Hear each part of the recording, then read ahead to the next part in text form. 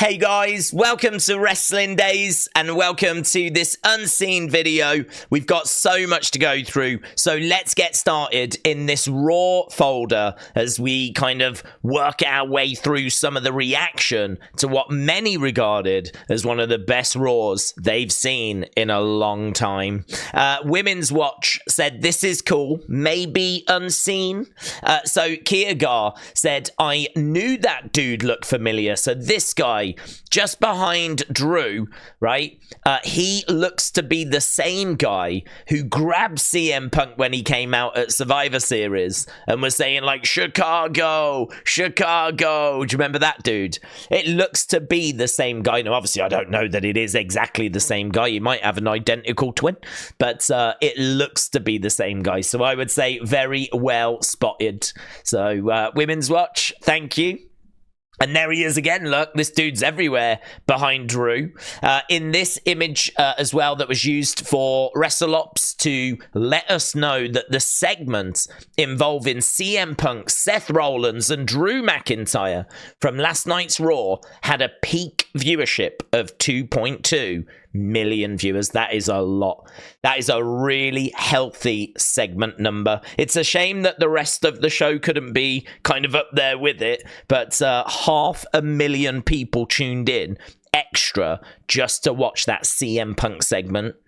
Now, we didn't know that Drew was coming out and Seth was coming out, so they clearly tuned in for CM Punk. And obviously, we get Drew and we get Seth every week anyway, so I feel confident that it is CM Punk, the CM Punk effect. And hopefully they were entertained, because I certainly thought this segment delivered. I certainly thought this segment was one to not forget. So, yeah, real good number. They were up against some stiff competition, sports-wise, and for them to deliver that number is excellent. I think Raw came in at like 1.7 something million. So really good. Really good. We'll play this. It's raining. Go home.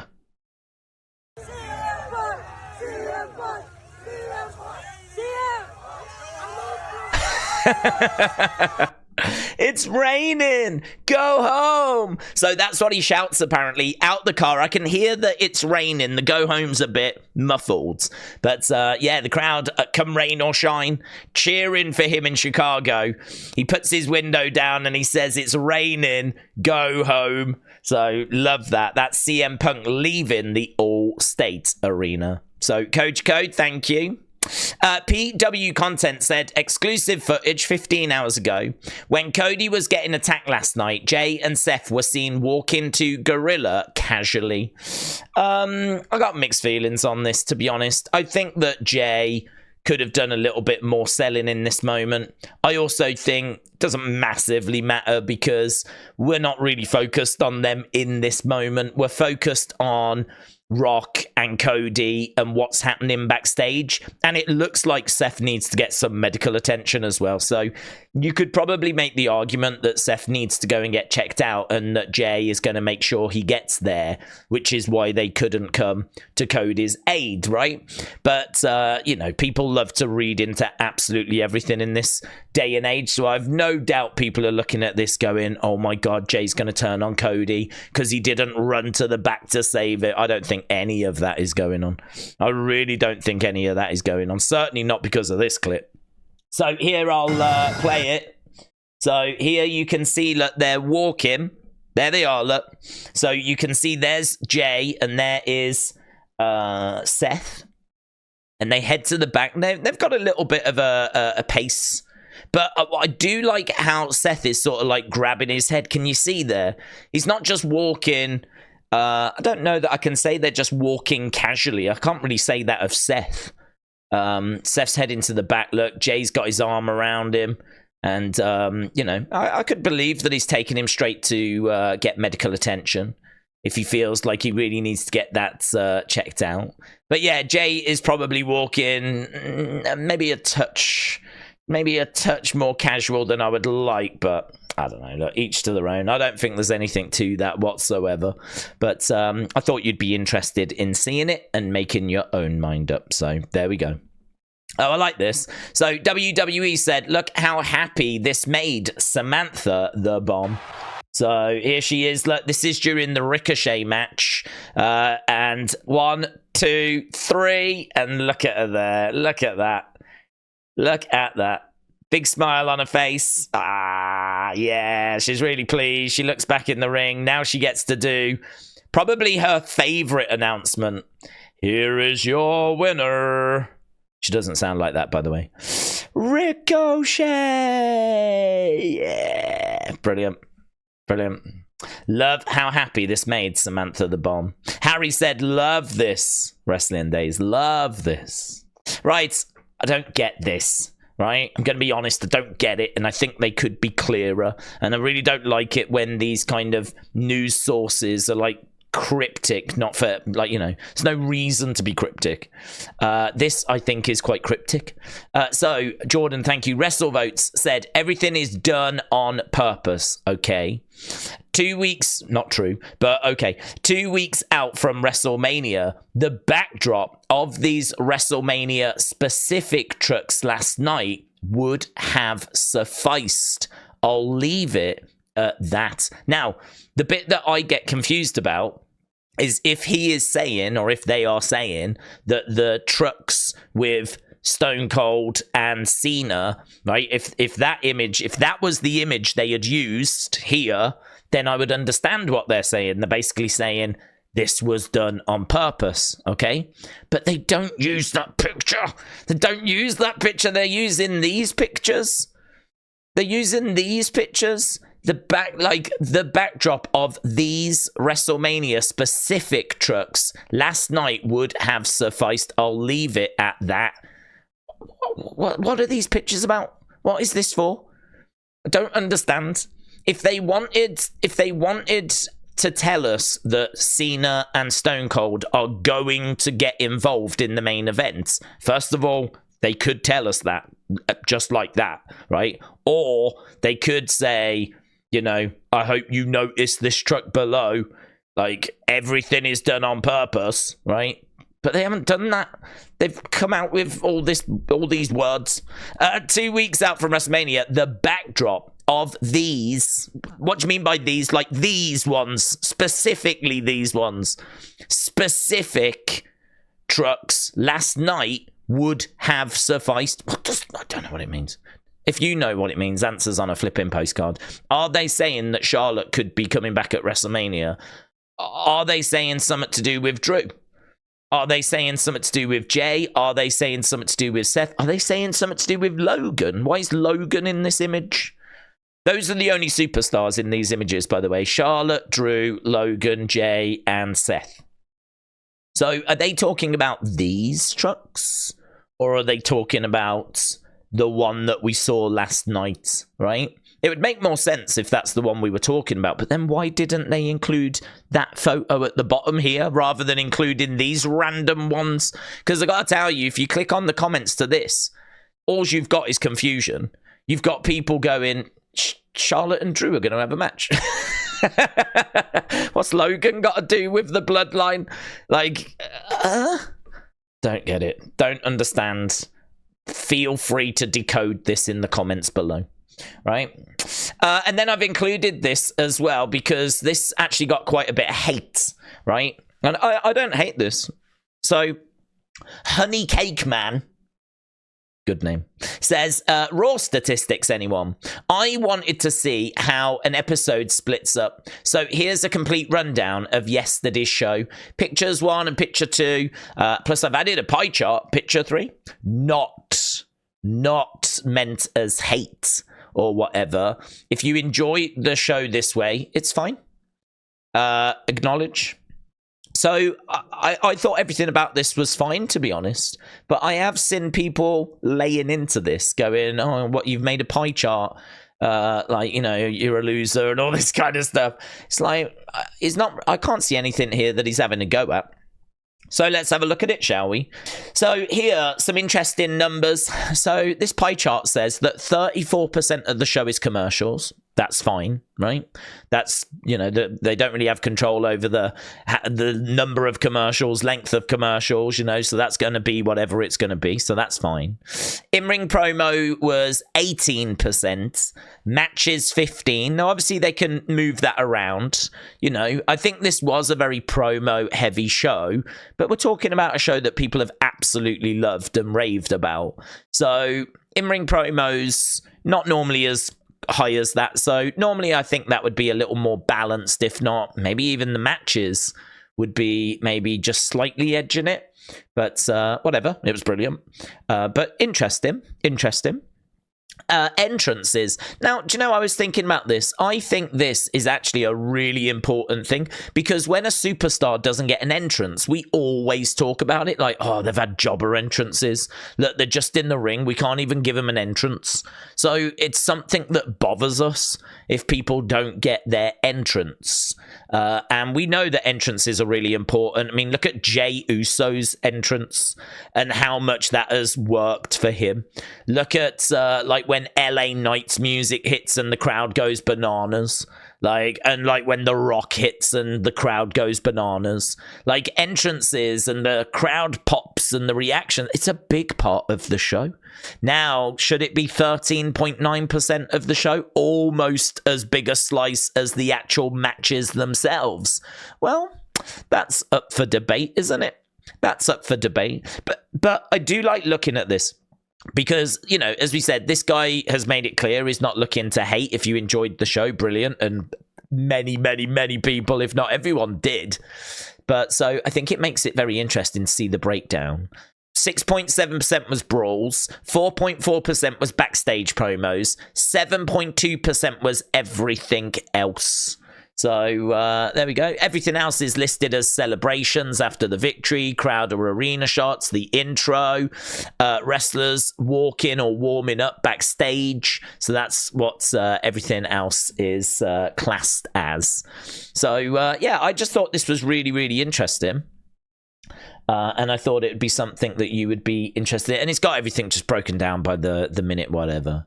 I know that it's got a bad rep, like, stopwatch timing, whatever. But I think that's got a bad rep because normally the people that are doing it to then criticize the products. They're doing it to then put a message out going, there was only X amount of wrestling, and people then respond by going, I don't care, I absolutely love the show, right? So that's where things maybe don't get quite, constructive. But this guy seemed to word this quite well. I thought this guy worded it well. He's just presenting us some information. I thought it was interesting. Right. But not everyone was a fan. Look at this from No DQ. So, Dava Hutchins said, WWE, Triple H, that was the most disgusting display I have ever seen. The Rock may have done all that in the early days of his career, but it is just unnecessary violence that made my husband, I don't know why she shouted that bit, my husband switch channels. Wouldn't you say it's just unnecessary violence that made my husband switch? Wouldn't you emphasize switch channels rather than my husband? It made my husband switch channels. I feel like she emphasized the wrong bit. This is not the WWE that was all right. This is not the WWE that I want my grandson to watch. And I do think that's a fair point. There are a lot of kids that support Cody and a lot of kids that watch WWE and have been welcomed and invited to watch WWE because this has been a PG product. And all of a sudden now there's swearing, there's blood, it really is kind of taking a turn. And obviously people are saying the Attitude Era is back and all of that stuff. Think about the kids, man. Think about the kids. Think about the kids. What are they going to do? What are they meant to watch? Huh? Peppa Pig. So yeah, I can see where this person is coming from, to be honest. I can see where they're coming from. I could understand if you didn't want your, I don't know how old their grandson is. I mean, he might be about 34. But if he is, 8, 7, 8, yeah, you might not want him to watch what WWE put on TV for Raw this week. Just something to think about. Right, Raw Talk said a new report has shed backstage details on the explosive Raw segments featuring CM Punk, Drew McIntyre, Seth Rollins. So basically this says that there was a framework that they worked towards, and that was it really. They didn't have it all scripted out. The dipshiz line from CM Punk certainly caught people off guard because talent had been told to not swear. Obviously, we know The Rock doesn't give a flip about that. But that dipshiz line definitely did catch people off guard. I don't know about the Vince line or the Vince kind of reference. I don't know how that's played. But apparently there was no heat or anything like this. There was a framework, and it was not heavily scripted, this part of the show. So they just went out there and they really did enjoy some freedom. And I think that really came across in the segment as well. Okay, No DQ said Monday's Raw in Chicago is currently the highest rated episode in the show's history on Cage Match after the Eddie Guerrero and Owen Hart tribute shows. Think about that. Take those two tribute shows away. This is the highest rated episode of Raw ever. That is incredible. That is incredible. Now, I know that there's not going to be many votes, and actually looking, I think it's even got it listed here. Is that votes listed there? I think it says votes 128. I mean, we've got a poll running on the second channel that has had, I think, 338 votes in it, right? So it's very interesting how Cage Match keeps getting referenced, but look at the number: 51 votes, 40 votes, 98 votes. I mean, I'm not lying. We did polls during our NXT live stream tonight for the matches that were getting more votes than this. So it is crazy how this is kind of held up as some sort of real standard, you know, when the sample size is so small. But it is. People talk about it. And it is interesting that it's come out as the third of all time. Do you think that's accurate? I've got my doubts, personally. But it was an exceptional show. And Andrade has named his new finisher. So he's got a destructive new finisher that he showed off on Raw. And apparently it's called The Message. So that's the name of this new finisher. So there we go. The Message. Right, that was Raw. Let's go over to WWE, shall we? And scroll our way down. This is pretty fun. Let's bring it up on screen and bring this over. So this is just Jey Uso. This is from WWE Fangirl all the way, right? Over on Instagram. Actually, I wonder, does it? No, it doesn't work better. I thought it might work better if I went that way, but it didn't. So let's play this.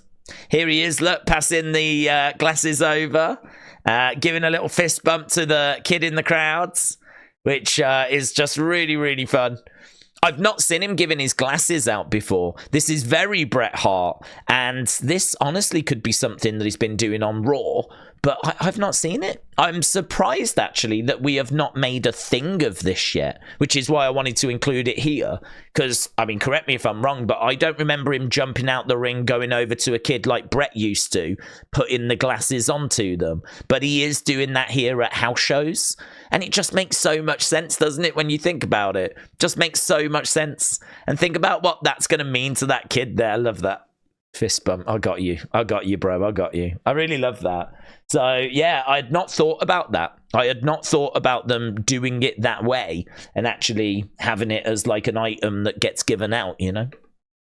Right, this has been everywhere today. So, Tristan, shout out to you. This is WWE's consensual relationships policy. Also, Harry, thank you for that one. To promote a productive environment free from conflicts, as well as favoritism and unfair advantage, whether perceived or real, WWE has implemented the following policy and guidelines related to consensual relationships in the workplace. place. So basically, if you get into a relationship with someone at work, you have to let HR know, right? You have to let them know, because it might be a case that they then make some transfers, or that there's going to be extra supervising that's required, or some sign-offs might need an extra level of checks if you're in a position of authority. You know, it's open to abuse, isn't it? I mean, it could be that if you was the boss, you might be in a relationship with someone and you might be giving them a little bit extra money, right? It might be that you've given them an extra bonus that no one else has received, and that is obviously going to be favoritism, and you're doing that because you're in a relationship with them. So the company wants to make sure that those kinds of things don't happen. You know, could someone get promoted because they're in a relationship with someone rather than because they deserve it, you know? And as they said there, you know, whether it's just perceived that it's favoritism or it is actually favoritism, like, we need to make sure that we are on top of this. And apparently this came into effect June of last year, this came into effect. So if you do get into a relationship with someone in WWE, you have to declare it, which I am really surprised was not in place already, because I know many companies already have this in place. The company I used to work for had this in place, where you had to let HR know if you got into a relationship with someone at work. It's very common to get into relationships with, like, someone at work. So, yeah, I'm stunned. I don't know if this was just updated or what, but if they didn't have this before, I am shocked. I'm really, really shocked. So that went everywhere today. Oh, Tristan, shout out to you. Check this out. Keep watching. Just keep watching. Oh, we watching. I need y'all to watch this Friday. Just watch. Like, some big shit. We making money right here. And we love it. Yes. I said, you is flawless. Face card flawless, baby. Let's go. She said, I need you to watch this Friday. I need you to watch. Please watch this Friday. Some big shiz is going to go down. So that is massive, I think, from Jade. It's funny, actually, because earlier we were talking during the stream about what's happening on Friday. I was like, I don't know. I don't think there's a Roman, or I don't think The Rock's there. And so I was a bit like, not sure. But yeah, she's saying tune in. I mean, we're all expecting her to arrive and get involved with Damage Control, or at least I'm expecting that. And I'm sure many of you are expecting that. I don't know if she's just referring to that. It will be a great moment anyway. It will be something that's worth watching anyway. But could she be hinting at some other stuff that could be going down? So she's like, please watch, tune in this Friday. So yeah, as Tristan says, eyes. Right, Jordan said on Wrestlevotes Twitter space yesterday, he stated that a 6-woman tag match involving Jade, Bianca, Naomi against Damage Control would be taking place. We reported that a few weeks ago. It's locked. So apparently that's where we're going. 6-woman tag match locked in for WrestleMania. Right, 6-minute video, which I am not playing, from Karrion Kross, but very interesting. He said that he's just made the mistake of listening to the latest Bobby interview, which I don't know where that is, to be honest. But he said he's not felt this angry in like the last decade.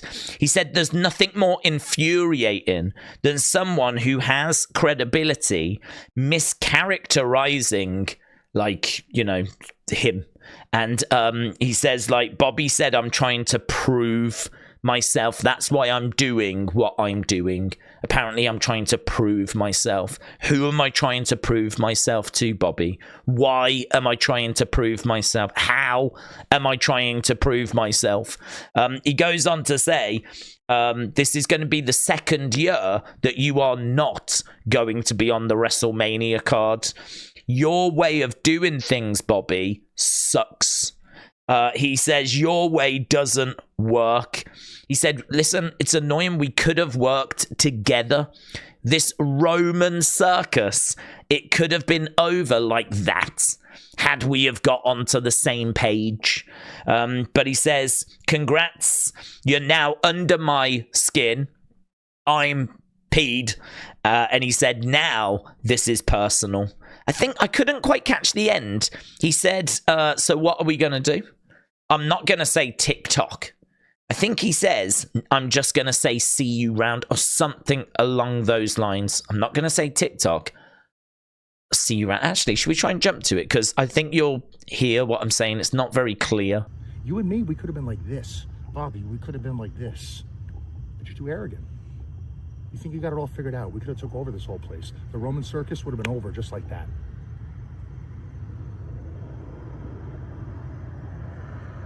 But they want to keep eating the bread.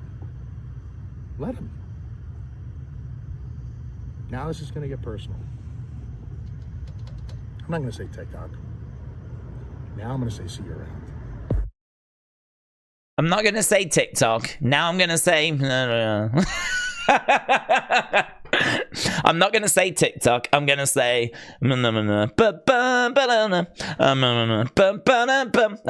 don't know what he said.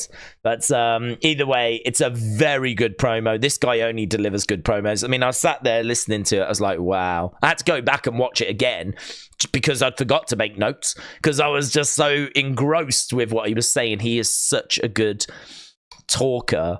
I'm not sure how good he is in a ring with a mic. We just don't see that with, like, you know, time restrictions, but backstage promos where he can go as long as he likes, being on a bike and having to pull over because he's so angry, and then he then cuts a 6-minute promo. He is so good. He is so good. So check that out if you get a chance. Right, here we've got Seth saying, to my wife, you're the greatest. Right, this gotta be whooshed in it. Lots of Becky book stuff. I think I've put it in the other folder. But here's Seth. He said, you're my best friend and the best mama. You elevate everyone around you. I admire you. I look up to you. I love you. And I'm so damn proud of you. Celebrate Becky Lynch with me. Her literary debut is out now. Pick it up wherever you buy your books. So there we go. Some lovely words there by Seth. Crispy Wrestling said, this made me tear up. Also, the knife covering that stupid old man's name.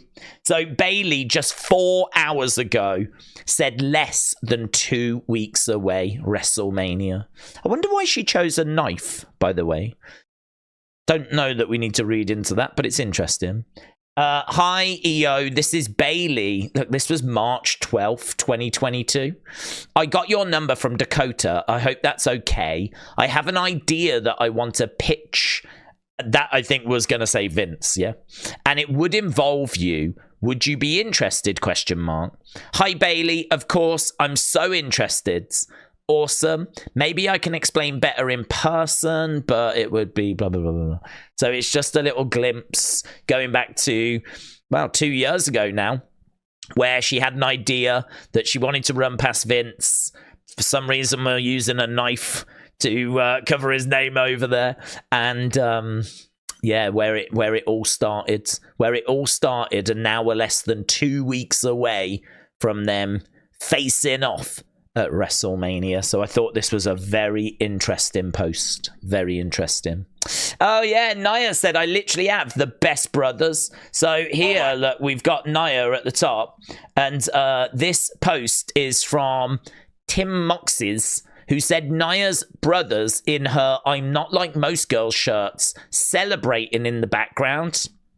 Never noticed, but here, look, you can see she plants Alexa, and I think it's these dudes over here, right? 1, 2, can you see them just over there?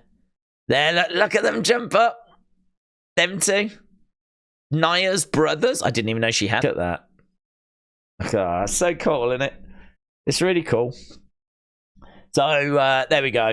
I thought you'd be interested in seeing Nia's brothers in the background. Okay, that was the WWE folder. Let's go into the Rock folder. So, Chris said, I wasn't around for when Roman did this, but it's a cool comparison. Here you can see Roman beating down. I actually don't know who is beating down, but just seeing that it's similar to what The Rock did. I like this one more, actually. I like this one more. because this, with the arms behind the back, that's not something you would usually do. But there is Roman doing it with Edge, and then there is The Rock doing it with Cody. I really like this because it shows their family. They've both got the same sort of natural instincts to do that when they want to, like, you know, I mean you no harm. Right? I've got my arms behind my back. I'm just going to tell you something. They've both got the natural instinct to do that. So I don't know if this was planned and they, you know, or if they are just that similar. But I love this one. This one I sort of feel could be, you know, that's, I'm sure that I could find other examples of people doing this where they're talking to the camera with like the person in the background. I'm not sure I could find many examples of this though. So I really like this one. So Chris, shout out to you. I think this was a good tweet to find from Lion's Light. Shout out to Lion's Light. Very good. And Glenn, shout out to you as Wrestling World CC. Becky Lynch says her daughter Rue did get to meet The Rock, and he even sang "You're Welcome" for her. God, he'll sing that for anyone, wouldn't he? I feel like he's singing that all the time. So there we go. Right, let's go to NXT. Okay, so here, look, we've got this clip from the Steiners. I'm going to be honest, this is good, but I don't lose my mind when I watch it, right? Grapple Clips does. So here, look, we can see that Rick is seated. We've got a bit of a crossbody off the top. He grabs him there, right? So he grabs him midair, right? He then bends back and then sort of just goes with it, twists his body, and then lands on top. You can see at this bit here, look, he's coming down really steep, though. That does not look brilliant to me, that bit there. That's, I don't know that that's poetry in motion right here. And then he kind of comes crashing down and flops on top, right? Now, the reason as to why I'm showing you this is obviously this was a long time ago. It's very innovative. This was WCW, okay? And, of course, people losing their minds over this. This is better than what we just saw, right? WWE saying, oh, my God, absolutely insane. Bron does this better. So here's Tozawa, look, crossbody, grabs him midair, right? Starts going back, flips over, but look, he's still got a good distance between him and the mat. And so there you can see that when Tozawa goes down, you know, it's a bit more comfortable for Bron to actually come down and land. I feel like in the other example, Rick Steiner's coming down really steep and his head looks real close. This, I think there's just that little more leeway here. Looks a little safer than the example before. So I much prefer this version. But the reason I wanted to show you is for two reasons. One, because loads of people are losing their mind over this, right? Apparently people backstage were loving it. And the other one is because, of course, his dad did it. And I love the fact that it's... I mean, I've not seen this before. So to me, this was the first time I'd seen it. And I just love the fact that his dad did it and there's him trying to recreate it. So I thought you would find that interesting. So Jax, thank you, Jax, spotting that and sending it over. Really appreciate that. Right, Natalya said that she was speechless to be back. Obviously, she challenged Lola Vice. She said, it feels surreal to be here. She said she was honored. She was choked up when she heard the crowds. She said Lola is one of the fastest rising stars. She says, I need to celebrate with some wine and chocolate. And so basically she says a few kind words about Carmen Petrovic and then they all end up going off. So lovely to see Natalya back. Alpha Academy said it was bittersweet to be back because they've now got to go back to the drawing board. Disappointed with the result, of course. They said they feel nasty tonight, but they said that they are in no doubt that they will have gold at some point around their waists. So they are staying focused. So yeah, a little bit disappointing for them. Chikara Jackson said, yep, you saw it. No one better than Metaphor to host this year's Stand and Deliver.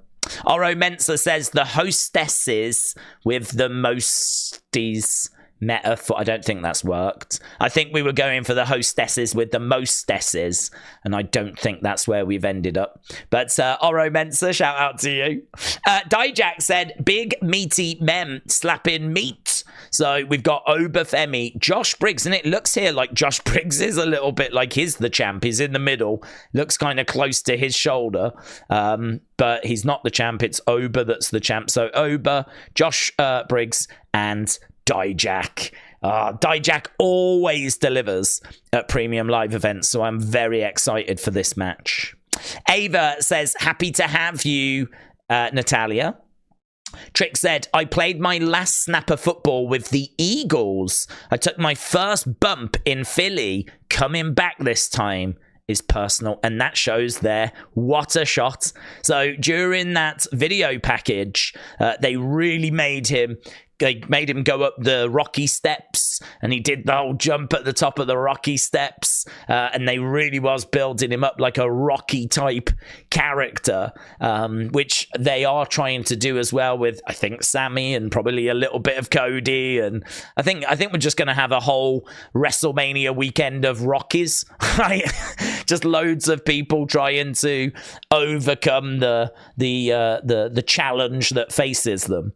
So you can understand. We're in Philadelphia, of course. So, yeah, very cool. Trick Williams saying this time it's personal. Blair Davenport said, I haven't got a soul to snatch. She's in a feud, of course, with Sol Ruka. Did enjoy that comment. I thought it was very good.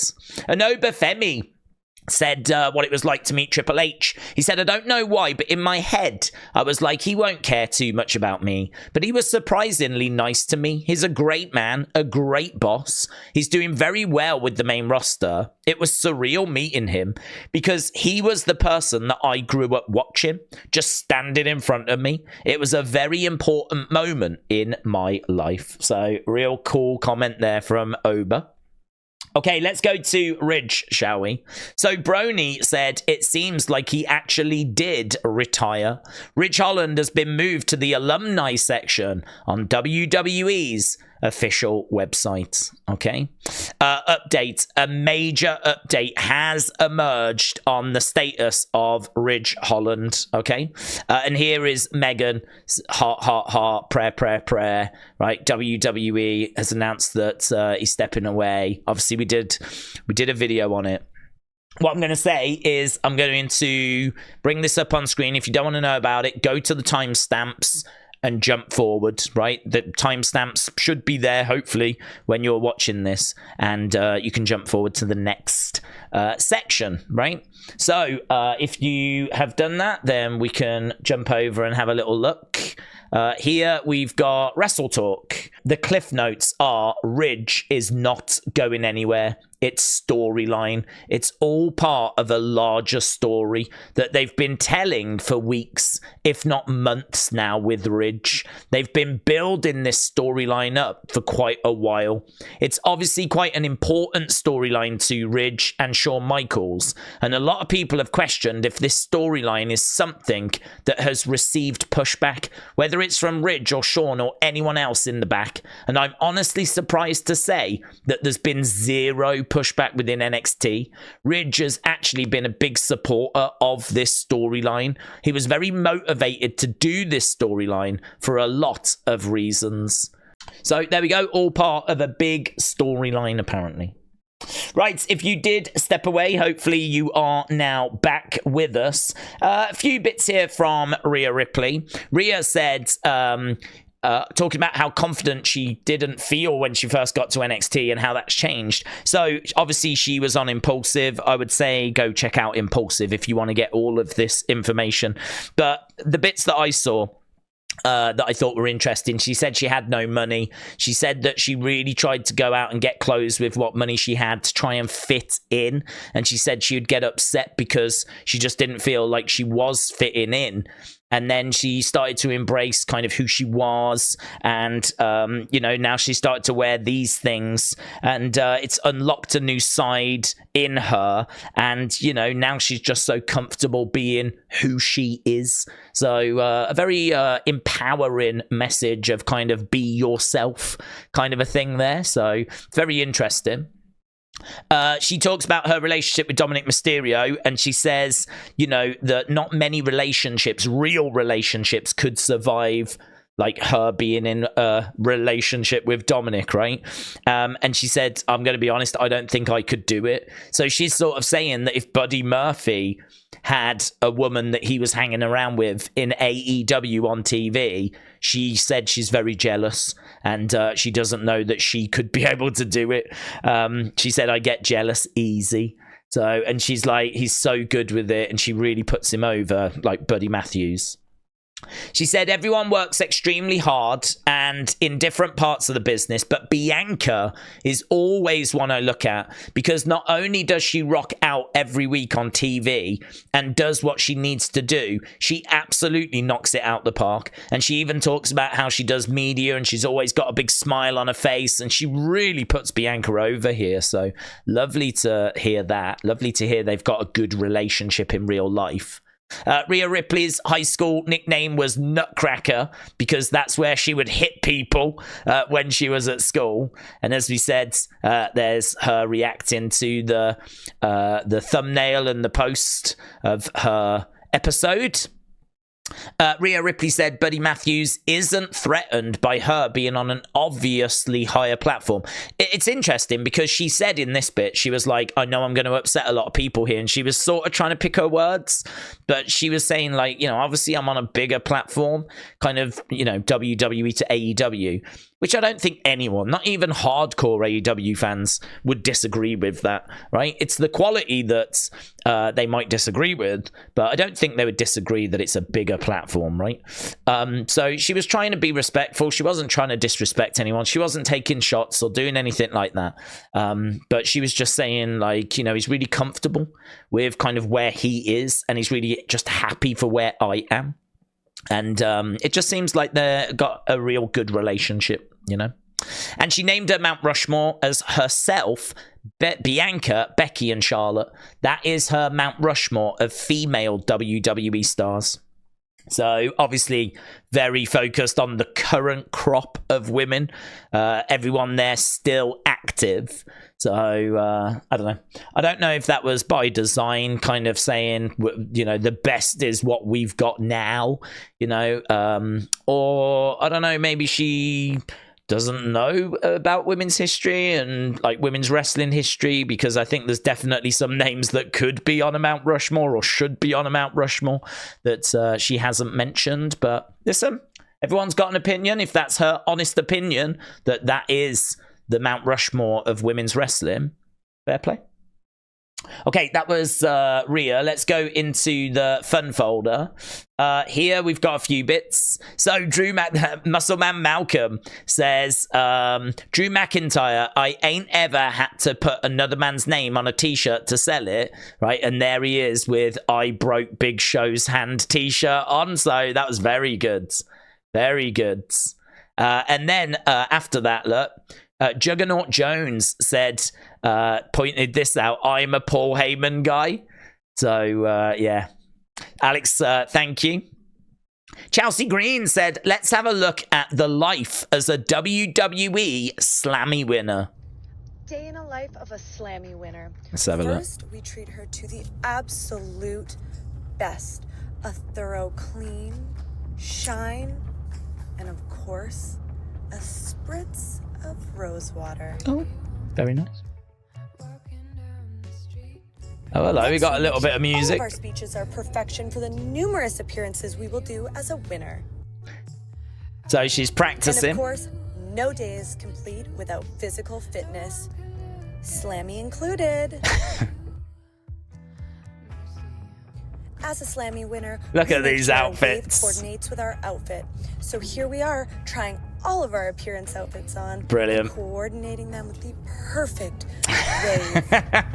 Gosh, doesn't that Slammy look cute? What a great accessory. Rocking it. There we go. So that was Chelsea Green's TikTok as she is getting ready for life as a Slammy winner. Tristan, shout out to you. So Kenny, for your thoughts, said, oh my God, will they help Cody at WrestleMania? It is true. I think Cody's got a very good relationship with these two, and they are on the side of a truck. So you've got to take that into account as well. So could we see Goldust and Stardust come in to Cody's aid? Here is a picture of the disaster that was that oven fire that we looked at. Cal said, criminal, look at her hand. This is Liv after CJ Perry started a fire. I thought Liv said weed wasn't hers when arrested. I think she said the vape pen wasn't hers, to be honest. But I think the weed that she had, I don't think she debated that. But, yeah, what is this? Is that more wacky backy right there, hey? Is that more Mary Jane, is it? Hey? What's going on? What's this? Unbelievable. Unbelievable. I knew that we let her off too easy, right? I knew that we had let her off too easy before. She's just absolutely just smoking it openly now. She probably even caused this fire, right? So, Cal, very well spotted. Right, oh yeah, so love this. Let's give this a go. Okay, so here, look, we've got a stunner, into a stunner, into a stunner, into a stunner, into a stunner. And then back he goes. That's pretty fun, isn't it? A stunner train. Boom, boom, boom, boom, boom. Look at that. Look at that. Right, next up, we've got this. Cinnabon said, can you smell this photo? Right? Which I think I can, actually. But Michin tagged Damian Priest. Damian Priest said, you know I'm ordering that now. Michin said, I'm jealous. Damian Priest said, also, I just started baking some new goodies. Will bring soon. My new Oreo red velvet cheesecake is insane. I didn't expect this from Damian Priest. And here is Michin. Oh, yeah. Loving it. Loving it. Oh, my word. I can't freaking wait. I love this as well, though. Dr. Steve said, so here they said, can you smell this photo? Dr. Steve said, no, it's a photo, which I thought was an excellent response. Here, Botched Eye Surgery said to all my little trucker maniacs, eat your vitamins, pull forward when you're done fueling, and don't follow too close. Those are the words of the truckster. There he is, look. The truckster. Oh, loving the truckster. Loving the truckster. What you gonna do? Right, Fightful. If we make this a bit larger and go full screen momentarily. This was from CM Punk. He said, thank you, all 85,000 brackets turnstile count from Chicago's delegation. All 85,000 of you that came to the show last night. We set records. Gate, merch, swears. He said, amount of time it took to leave the parking lot. Ketchup on hot dogs, one according to the Chicago delegation. So there we go, which I think he said at some point was like Indy Hartwell. I'm sure Indy Hartwell got a name check. But yeah, people were laughing at this because of the turnstile count. And you might remember all of that about Wembley and AEW and everything. So I must admit, I know that I'm a stick in the mud. But I'm not really a fan of taking shots at AEW. So I know that people found that fun, but I just think it's like, I'm so over the tribalism. And here, look, he said, just kidding, don't get upset. Chicago delegation would not lie to you. 14,950 paid, 15,431 paid plus comps. Wanted to deliver whilst injured, and I felt I did. Chicago is the best. Love you all. So there we go. Just a few words from CM Punk.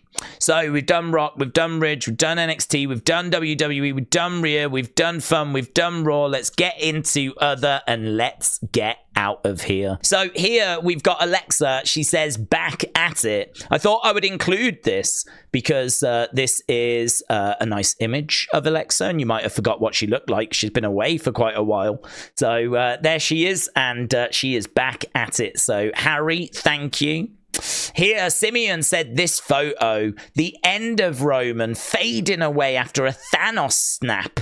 The Rock handing the title over to Cody. Paul Heyman bowing down and praying. Jey welcoming Jimmy back by his side. Seth laughing at Roman. All the legends. The bell on the cliff. And Solo. Lol.